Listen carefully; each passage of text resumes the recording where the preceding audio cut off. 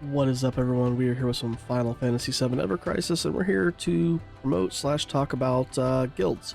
We're going to promote my guild while I'm talking about the guilds themselves. So the guild that I have is called Night Stalker. This is in reference to a clan / gaming group that I've been playing with for a very, very long time. About 20 years, I think. So we used to do LAN parties and all that kind of stuff together way back when. But anyway, so really quickly, if you would like to join the clan, here is the guild ID right here. Just do a search for that, GERFR555JZQCU. I'm currently the only person in here. This is going to be a very casual guild. Basically, the whole idea is just we're here to try to make the guild better, to help each other out. We're not there to go for the #1 spot in every event. You don't need to be a whale. You don't even need to be a dolphin to be a part of this guild. Log in, do your dailies, help out with the different events that are going to happen in this, and yeah, that's kind of it. Just be active. My main thing is if you're going to be inactive for whatever reason, you're going on vacation and you're not going to be able to access the game, let us know, because if you're inactive for so many days, you will be booted. But yeah, like I said, I want it to be a no pressure guild. So let's kind of take a look at what's going on in the guild system. So, you know, obviously we have our banners and whatnot. Those can be changed. There are daily missions that you can do. Doing the daily missions will get you these guild medals that can be used for purchasing items in the guild shop.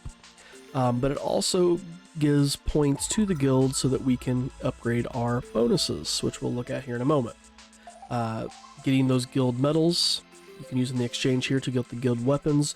I kind of talked about these in the major update video. These are interesting. They all kind of fall under one of two categories. They either have this ATB boost, or they have a MDef or PDef boost for the entire party. The ones that are very, very like high physical attack, especially level 1, 5-star, 850% physical non-elemental damage, you'll notice it has this tag of no boosts to limit and summon gauges. So your limit and summon gauge will not increase if you're using this attack. It does have boosts and all that kind of stuff, so it's good. The ATB boost is kind of interesting when you have it fully maxed. If you're main-handing this weapon, your ATB will be +4 at the start. You'll have +4, so you can start off right away with an attack. Now, here's the caveat with that. If this is boosted, and you can do an attack right away, your attack command gauge isn't filled up, so it's not going to do as much damage as it normally would. This could be used, however, for a support weapon, where you can make sure you have enough to do an MDef boost or a PDef boost right off the bat. If there's a huge attack that happens right away, this could give you the advantage in stopping that. So there's some good stuff there. That has the fire resist. This one has earth resist. There's that PDef for all allies. You can get up to 40%. But again, that's for one person. If one person's wearing one and somebody else is wearing one, I mean, you're increasing your defense by 80%, which is cool. And again, you got that boost there. So some really kind of interesting things here that can be gained. They all seem to have some type of elemental resist, which is really great, especially as we are looking more into our X battles for our summons. These are almost needed. So lots of cool little things here. Like I said, they all either have that PDef or MDef boost for all allies, or it has an ATB boost, and then that elemental resist.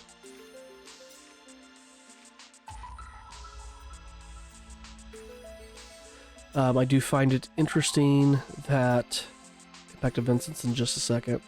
Yuffie's does not. Red's got a cure boost all. Eris has a cure boost to all. So yeah, Vincent does not have that sigil boost.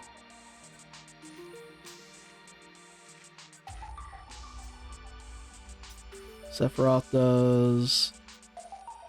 Glenn does. So again, like I said, some Matt has that cure all.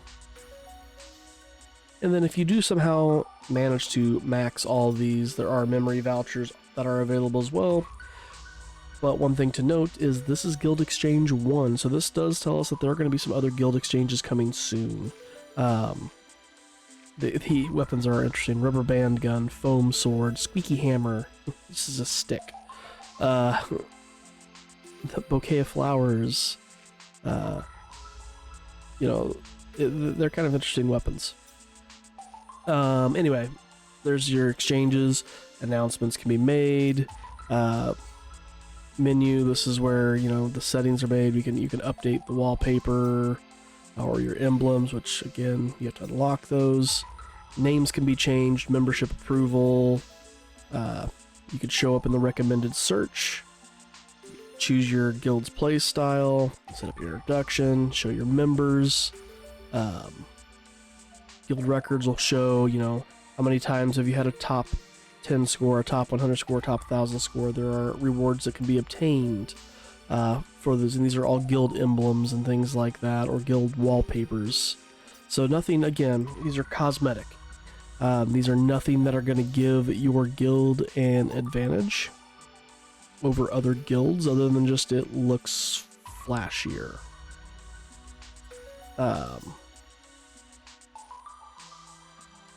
So that's one big thing to really keep in mind. Now, obviously, the guild events are probably going to have some things where that's going to happen, but that's a whole nother thing. Eventually, we will have events where you can take part. They'll be somewhere in here. And then the guild bonuses. So there are 4 different bonuses you can start getting: materia, battles, high wind, and chocobos. We'll start here with chocobos. This one starts unlocked. At level 1, your shorter duration experience of expeditions, 0.2%, goes up to 0.4%, 0.6. When you hit level 5, you're now at a full 1% shorter duration for expeditions, and max items collected is +2. And you're going to start seeing that increase as this goes up. It's still +2, still +2. At level 10, it goes to +3. And finally, when it's maxed, this maxes really high. Hang on, we can, where does that join in here? There we go. Level 25, improved chocobo exchange lineup. So now you're at +7 items collected, 5% shorter duration, and a +1 to the chocobo lineup in the chocobo exchange. And that just keeps going, and your benefits just keep increasing. I don't think there's a 4th thing that gets added here. But this one will max at 50, so you'll have then 10% shorter duration, you will have 15 max items collected, and then +2 to the improved chocobos. Materia, this is the first one I unlocked. Materia and High Wind I feel like are the more important of the two. Then battles, and then chocobo last. But Materia currently right now has 15 levels. Starts off with lower additional material cost, +1. Level 2 goes to +2, and then the improved rarity rate for synthesized materia +1, so there's an improved rate. That's amazing. At level 5 it goes up to +2.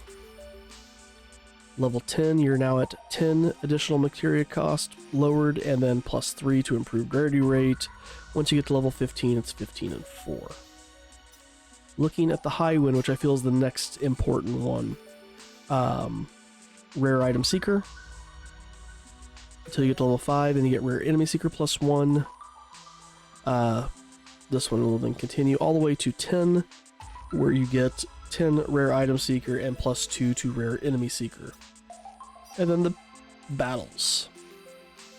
Higher special rare enemy encounter rate. So your chocobos. More character experience at level 2. It goes up 5%. At level 5, you're now getting a 1.4% increase to your special rare and enemy encounter rates. Sorry, 10% more character experience, and 5% more enhancement quest rewards.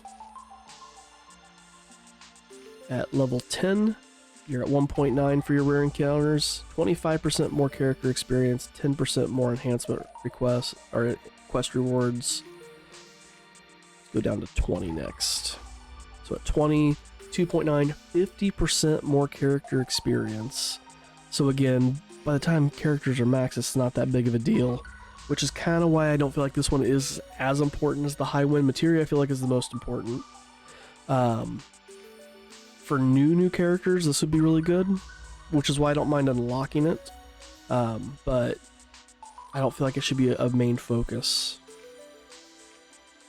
And then at level 30, 70% more character experience, 3.9% special rare encounter rates, 30% more enhancement rewards. I think it stops at 50, but now you're 80%. So, I mean, by the time we get to 50, yeah, you're doubling basically how much more character experience you get. You're getting half more enhancement reward quests and 6% chance at the higher rare enemy encounter rate. Some awesome little bonuses. I like this. I really do. But you unlock this with that guild power points or bonus points. And again, those are unlocked by completing your daily missions. That's why these are important to complete. There are different, it's not just 20, 40, 50, 60. It started off, I think it was like, do 50 stamina in solo content, and then it was 100 or 150, then 200. So these do kind of increase. So like I said, don't forget to do these. Help out your guilds. It is a huge benefit for that. One of the things I am going to do for the guild at this point in time is I am going to auto-approve membership. Once we kind of get things rolling a little bit more, I will probably make that go manual. I can promote people to, I think it's sub-leader, and then they have a lot of the authority that the leader does. So, some cool stuff there, guys. But that's kind of a brief overview of the guilds. You can see the chat here. So all the chat, you can add stamps. There's a really weird stamp in here. The cats. Where did these cats come from? Because everything else is straight Final Fantasy inspired. Till we get to the cats. I found that one awkward when that unlocked. So, anyway, yeah, there we go. That's the guild system. If you were looking for a guild to join and you're wanting something that is not very high pressure, then, like I said, my guild is available. There's the guild ID GERFR555JZQCU. Look it up. Feel free to join. Like I said, I'm here to help out. If we get some other people who have some knowledge in here as well, that's the whole point of this guild. Help out people who are new-ish to the game, build things up, help each other out, help in co-op events and things like that, and just do what we can to make the community better. Like I said, my goal is not to be that #1 guild, but to be a helpful guild, okay? So we're going to go ahead and call it here. I've shown off the features of the guild, promoted my guild here. We're going to leave this up here. So thanks for watching, guys. If you do like what you see, hit that like button, comment, subscribe if you're not already, join the guild if you still need a guild to join, and kind of see what things are like. Alright, we will see you guys in the next one.